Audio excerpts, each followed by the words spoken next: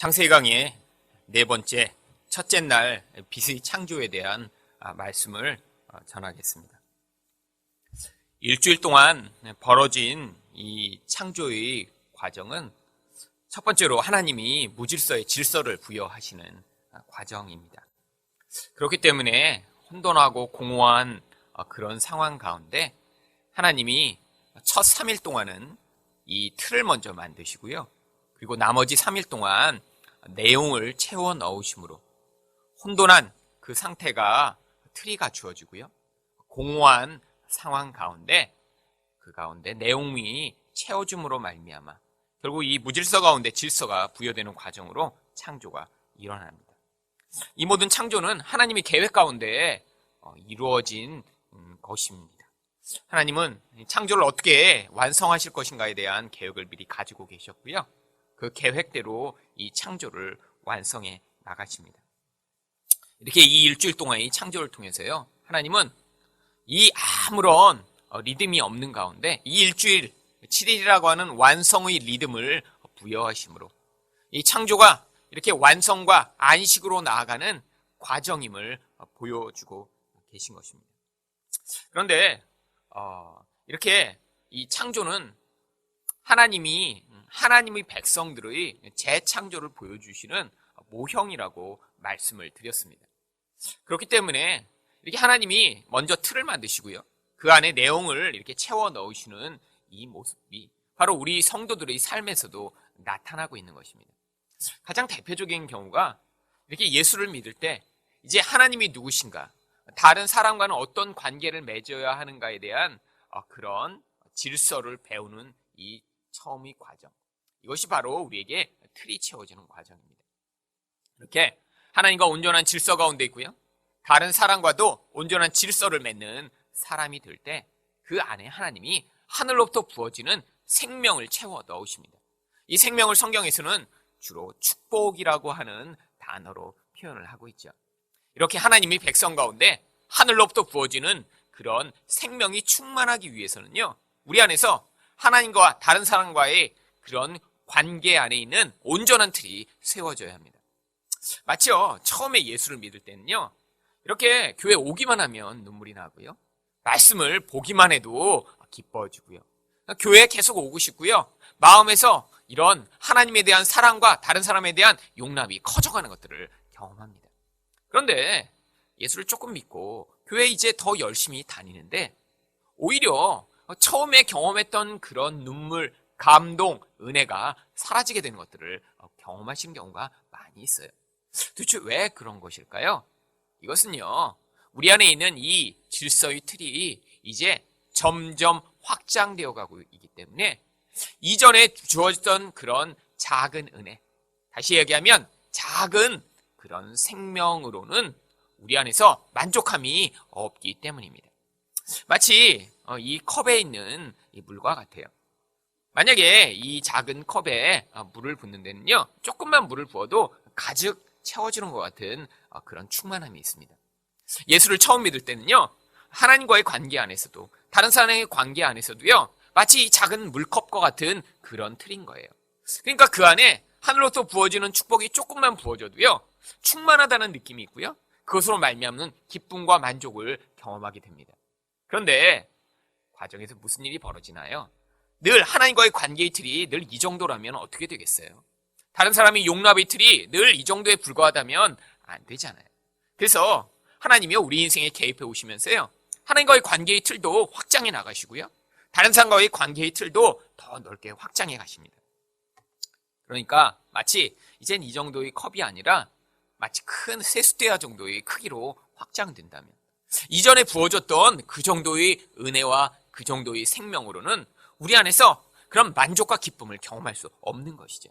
그것에 합당한 만큼의 충만한 은혜가 우리에게 필요한 것입니다. 그래서 우리 안에서 이렇게 우리 마음의 그런 하나님과 사람을 향한 틀이 확장돼 갈수록 그것을 채우는 하늘의 은혜 또한 더 커져야 되는 거예요. 여러분, 그래서 그 간격 가운데 불만족을 신앙생활을 하시며 경험하게 되시는 것입니다. 그래서 예수님을 믿으면서요, 여러분 안에서 그런 거룩한 불만족, 하나님의 영적 생명에 대한 갈망과 소망과 열망이 있는데 여러분이 원하는 수준에서 채우지 않는 그 불만족이 있는 것은요, 당연한 것이에요. 근데 그 불만족을요, 게으름이나 무관심으로 돌리면 안 됩니다. 여러분 안에서 이렇게 처음엔 내가 이렇게 하나님을 생각만 해도 은혜를 받고 하나님을 이렇게 기억만 해도 내 안에서 눈물이 흘렀는데 왜 이렇게 내 안에 채워짐이 없을까? 이제는 옛날보다 틀이 커지셨는데요. 그 틀을 채우기 위한 더 많은 은혜가 필요하기 때문입니다. 바로 그 은혜에 대한 갈망이 여러분 안에서 더 깊은 하나님에 대한 만족과 기쁨을 맛보게 만드는 그런 계기가 되는 것입니다. 그런데 이렇게 틀이 확장되기 위해서는요, 바로 무엇이 필요하죠? 말씀이 필요한 것이죠. 말씀은요, 히브리서 11장 3절에 보면 믿음으로 모든 세계가 하나님의 말씀으로 지어진 줄을 우리가 아나니 보이는 것은 나타난 것으로 말미암아 된 것이 아니니라. 여러분, 바로 하나님이 말씀하심으로 이 모든 창조를 시작해 나가십니다. 바로 오늘 이 첫날의 창조에서도요, 하나님이 빛이 있으라라는 그 말씀을 통해 이 모든 것들을 시작해 나가세요. 결국 우리 안에서도요, 이렇게 우리의 관계의 질서가 세워지는 그 모든 일은 하나님의 말씀으로부터 시작됩니다. 여러분이 그래서 이렇게 여러분 안에서 온전한 관계의 질서를 위한 틀을 확장하고 그것을 통해 우리 안에 충만한 생명을 경험하기 위해서 반드시 필요한 것이요, 바로 말씀을 바르게 듣고 그 말씀을 붙드는 것입니다. 여러분 안에서 이렇게 바르게 관계의 틀을 세워줄 수 있는 말씀을 바로 듣지 못하면요, 아무리 교회에 오래 다녀도요, 여러분 안에서는 그 틀이 변하지 않기 때문에 여러분이 영적 생명 또한 채워짐이 없습니다. 여러분, 말씀이 그래서 여러분에 온전히 들어올 때 그 말씀으로 말미암아 여러분 안에서 하나님의 그 충만한 생명을 누릴 수 있는 그런 충만한 그런 영향력이 확장돼 나가는 것이죠. 그런데 하나님이 이렇게 7날의 그런 창조의 과정 가운데 가장 첫 번째로 창조하신 것이 바로 빛입니다.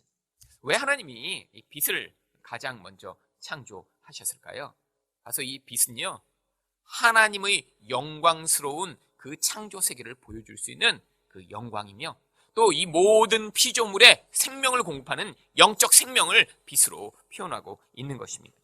결국 하나님이 빛을 첫날에 창조하심으로 말미암아요, 이 빛이 생명의 근원이며 또 하나님 만드신 모든 창조의 세계를 드러낼 수 있기 때문에 하나님이 이 빛을 가장 첫날에 창조하신 것입니다. 그렇다면 하나님이 창조하신 이 빛은 어떤 일을 하는 것일까요? 첫 번째로 빛은 진리를 분별하게 만드는 것입니다. 성경에서는요, 이 빛을 단순히 이렇게 세상의 어두운 것을 보이는 빛을 이야기하고 있지 않습니다.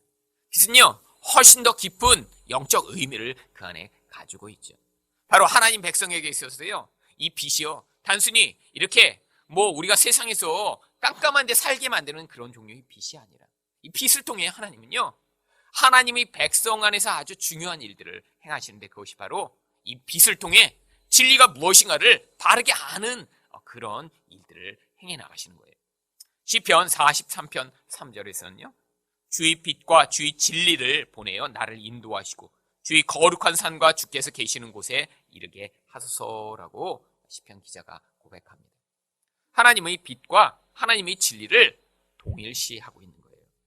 결국 하늘로부터 이런 진리가 와야 우리가 그 말씀으로 말미암아 바른 틀을 세우고요, 이 말씀으로 말미암아 주어지는 하나님의 생명을 누릴 수 있는데 그것이 바로 나의 어두움에 비추는 빛이라고 이야기하는 것입니다.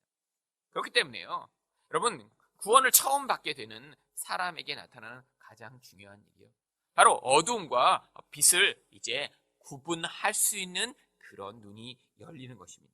세상 사람들은요, 진리에 반응할 수 없어요.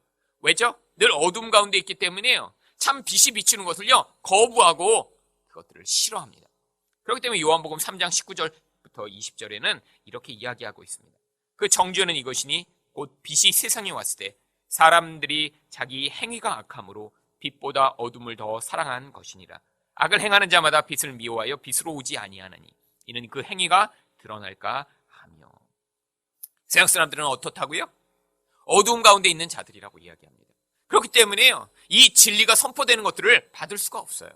그래서 하나님 말씀을 거부하고요, 오히려 이 말씀을 들을 때 자기 행위와 죄악이 드러나 그것으로 말미암는 심판의 임할 것을 두려워하기 때문에 하나님 말씀을 거부합니다. 그런데 하나님의 백성에게 나타나는 가장 중요한 변화가 무엇이죠? 바로 요한복음 3장 21절입니다. 진리를 따르는 자는 빛으로 오나니 이는 그 행위가 하나님 안에서 행한 것임을 나타내려 하는이니라.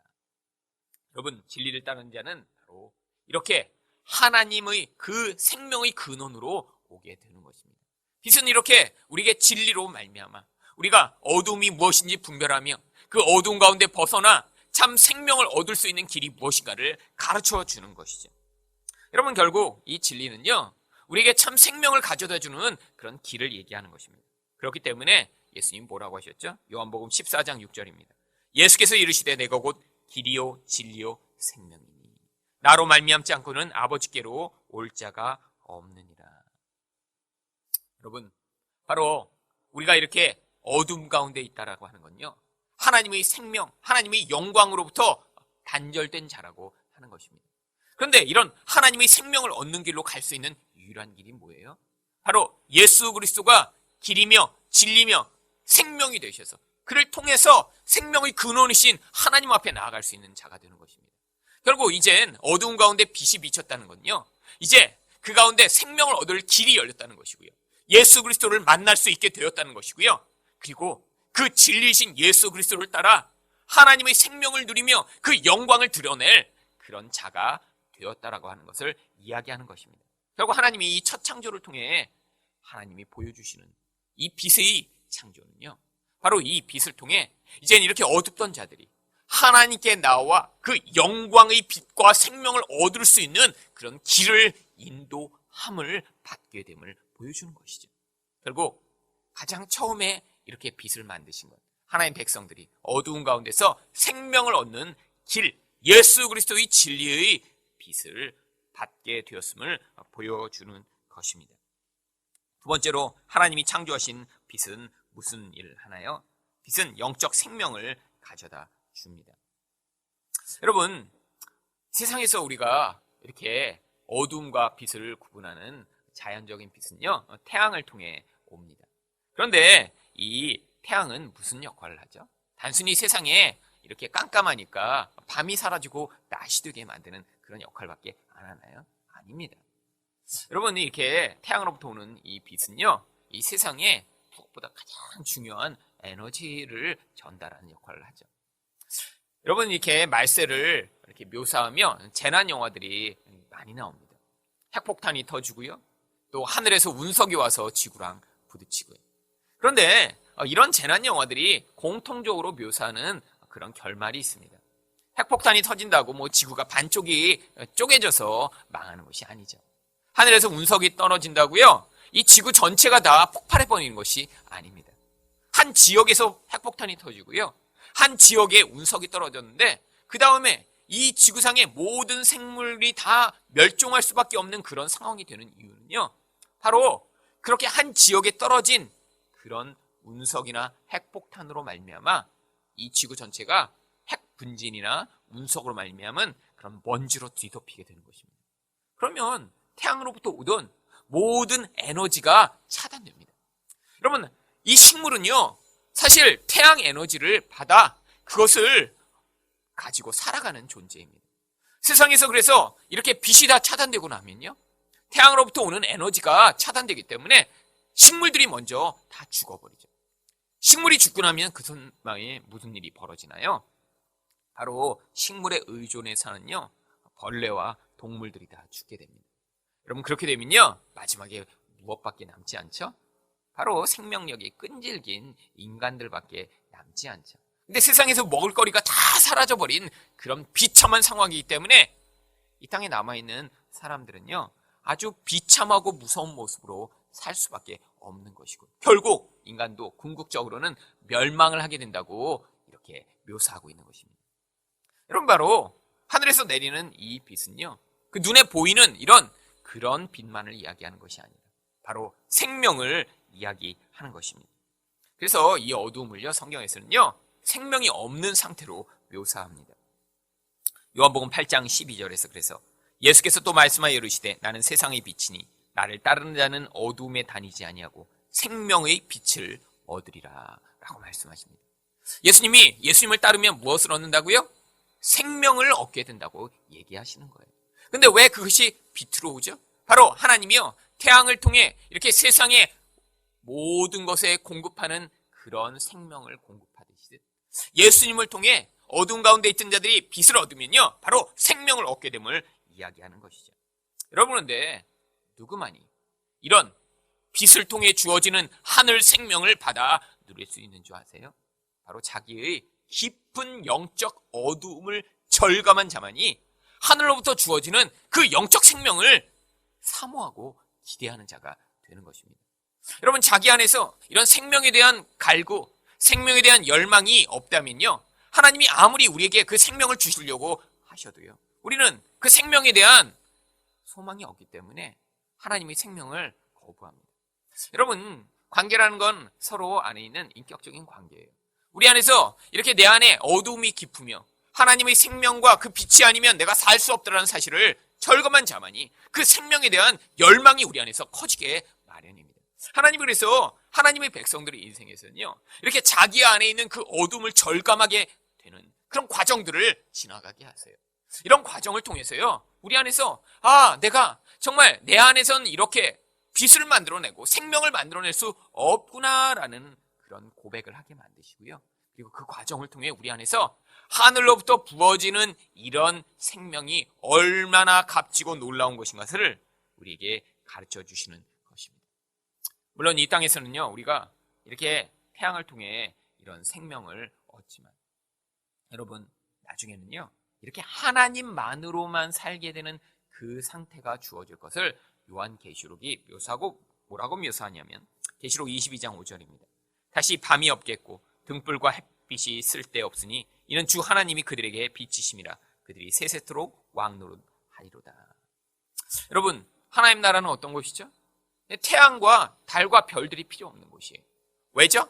그것들은요, 지금 이 눈에 보이는 세상 가운데 임시적으로 하늘의 에너지를 공급하는 그런 임시적 도구에 불과합니다. 이 세상이 다 끝나고요, 새로운 그런 새 창조가 완성되고 나면요, 이제 하나님이요, 하나님의 생명을 하나님 백성에게 직접 공급해 주십니다. 그게 바로 천국의 모습이에요. 이제는 우리가 그런 생명을 얻기 위해요, 그렇게 생명을 공급할 것처럼 우리를 잠시 보여줄 수 있는 그런 음식에 의존되지 않고요, 또 세상의 것에 의존되지 않고요, 오직 하나님만으로 그 생명을 충만함을 경험하며 그 은혜 가운데 살아가는 그런 곳. 여러분, 그래서 하나님 나라에서는요, 밥을 먹지 않아도 되고요, 하나님 나라에서는요, 우리 안에 부족함을 느끼는 자가 없고요, 하나님만으로 그 하나님의 놀라운 은혜와 생명을 맛보므로 말미암아 늘 만족하는 상태 가운데 살 수 있는 것, 그것이 바로 하나님 나라의 모습인 것입니다. 여러분, 그런데 하나님 나라에서 이렇게 하나님만으로 이 생명을 충만하게 맛보고 경험하기 위해서는요, 이 땅에서도 하나님을 맛보아야 합니다. 그래서 성경에서요, 여호와를 맛보아 알지어다. 하나님의 그 선하심을 이 땅에서 우리가 충만히 맛보고 경험하고 그것을 누림으로 말미암아 이제 영원한 곳에서 누릴 하나님에 대한 그 놀라운 생명을 이 땅에서도 미리 경험할 수 있도록 하나님이 하시는 것입니다. 여러분, 하나님에 대한 경험이요, 우리 안에서 그래서 중요합니다. 왜죠? 인간은요, 지금 맛보고 경험한 건 그것만을 소망하고 열망하게 되어 있기 때문이에요. 여러분, 자기가 경험하지 않은 것은요, 우리 안에서 소망하지 않습니다. 열망하지 않아요. 그런데 우리에게 그런 하나님에 대한 경험과 하나님의 선하심에 대한 그런 놀라운 이 땅에서의 과정을 통해서 우리는 하나님 나라에서 누릴 그 영원한 생명에 대한 열망이 우리 안에 싹 트는 것입니다. 마지막으로 하나님이 창조하신 빛은 무슨 일을 합니까? 세 번째로, 빛은 창조의 영광을 드러내는 역할을 합니다. 여러분, 낮은요, 모든 것들을 볼 수 있게 만드는 빛이 있습니다. 그런데 밤이 되면요, 이 모든 만들어진 것들을 볼 수가 없습니다. 그런데 사실 하나님 만드신 가장 놀라운 창조의 영광을 드러내는 존재가 원래 무엇이죠? 원래 인간입니다. 인간이요, 하나님의 형상으로 만들어진 존재인 거예요. 여러분, 인간이 외모가 아름다운 것이 하나님의 그런 모습을 드러내는 것인가요? 아니에요.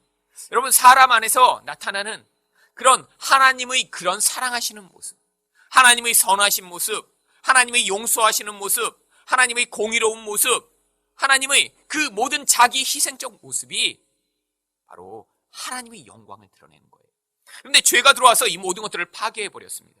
이제 인간은요, 그래서요, 자기 유익만을 구하며 사는 존재가 되어버렸어요.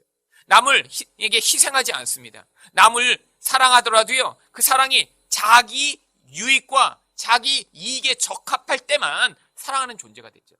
많은 사람들이 사랑이라고 하면 무엇을 그래서 생각합니까? 연인들의 사랑을 생각하는 거예요. 근데 그 연인들의 사랑을 여러분 한번 곰곰이 살펴보세요. 그 사랑은 무엇에 근거한 사랑이죠? 자기 욕망에 근거한 사랑입니다. 자기 욕심을 채우고자 하는 사랑이에요. 여러분, 그래서 호르몬의 작용이 끝나면 그것은 금방 끝나버립니다. 내 욕심이 채워지고 내 당장의 이익이 채워질 것처럼 생각할 때는 내가 너를 사랑해, 너를 위해 헌신할게, 내가 너를 책임질게 라는 말을 하다가 자기 유익이 사라지고 나면요, 그때부터는 미워하고 다른 사랑의 대상을 찾아 떠나는 것이 인간의 이런 이기적인 마음입니다. 여러분, 어디에서 하지만 우리는 가장 큰 이런 아름다움을 볼 수 있나요? 어떤 사람이 자기를 희생해 사랑하는 모습에서요. 어떤 사람이요, 자기 것보다 남을 위해서 희생하는 모습을 볼 때요. 여러분, 이게 바로 하나님이 우리를 사랑하신 모습입니다. 근데 인간에게는 한계가 있어요. 그래서 이 땅 가운데 하나님이 무엇을 하시죠? 바로 이렇게 빛을 비추심으로 말미암아 이 빛을 비춘 자들만이 이런 하나님의 영광과 하나님의 아름다움을 다시 보여줄 수 있는 사람으로 만들어내는 것이에요. 여러분, 이렇게 하늘의 빛을 비춤을 받지 못한 자들은요, 자기 어두운 가운데 자기 욕심과 자기 이익과 자기 욕망만을 위해 살아가는 자들이 됩니다. 여러분, 그런데 이렇게 빛을 비춤을 받은 자들은요, 그 자리에서 떠나 정말로 하나님의 모습처럼 자기 것들을 포기하고 사랑하고 헌신하고 용납하는 그런 삶을 살아갈 수 있는 거예요. 여러분, 성경에서도 이렇게 빛을 비춤을 받아 완전히 인생이 변한 한 사람의 예가 나옵니다. 바로 사도 바울입니다. 사도행전 9장 3절에 보시면요, 사울이 길을 가다가 다메섹에 가까이 이르더니 호련히 하늘로부터 빛이 그를 둘러 비추는지라. 사도 바울은 열심히 하나님을 섬긴다고 생각했습니다. 그런데 그 열심이 어떤 열심이었나요? 자기 의에 근거한 열심이었어요. 예수 믿는 사람들을 죽이고 예수님을 핍박하는 그런 삶을 살면서도요, 자신이 하나님을 위해 일하고 있다고 생각했어요. 그런데 하늘로부터 빛이 비춥니다. 바로 언제 비추죠? 다메섹까지 가서, 먼 지역까지 찾아가서 거기서 예수 믿는 사람을 잡아 죽이고자 하는 그런 잘못된 열심과 헌신에 매여 있는 상태였을 때 하늘로부터 빛이 비춥니다. 그러니까 이런 괴물 같은 자가 어떻게 변하죠? 그 빛을 비춤을 받아 이제 하나님 나라를 위해 그 인생을 바칠 수 있는 자로 그 인생이 바뀌게 됩니다. 사람들은요, 잘 몰랐어요. 그러니까 사도행전 9장 15절에서 주께서 아나니아에게 이렇게 명령하십니다. 주께서 이르시되 가라, 이 사람은 내 이름을 이방인과 임금들과 이스라엘 자손들에게 전하기 위하여 택한 나의 그릇이라. 하지만 영적으로 비추인 이 빛으로 말미암아 정말 이 사도 바울 안에 있던 아무도 예측할 수 없던 이런 영광을 드러낼 만한 그런 모습이 그 안에서 이제 회복됐고요. 그것으로 말미암아 이 사도 바울이 그 인생 가운데 하늘 영광에 사로잡혀 그 영광을 드러내는 인생을 살았던 사람으로 인생을 마무리하게 된 것입니다. 여러분, 하나님이요, 지금도 우리에게 이렇게 빛을 비춰주시기를 원합니다. 하늘로부터 빛이 비춤을 받으면요, 그제서야 우리는 이제 진리를 분별하는 인생이 되는 거예요. 또한요, 그 하늘로부터 빛을 받아야 우리는 생명이 없던 자로부터 생명을 받아 누리고 전하는 자로 변하게 되는 것이고요. 또한 이 하늘로부터 비치는 영적인 빛을 받아야 창조의 영광을 회복한 그런 모습으로 우리 인생을 통해서도 하나님의 아름다움과 영광이 무엇인가 보여주는 인생을 살 수 있는 것입니다. 하나님은 지금도 여러분에게 말씀을 통해 성령을 통해 이 진리의 빛을 비춰주시길 원하십니다. 이 빛으로 말미암아 이런 놀라운 하나님의 영광과 생명을 누리시는 여러분이 되시기를 예수 그리스도 이름으로 축원드립니다.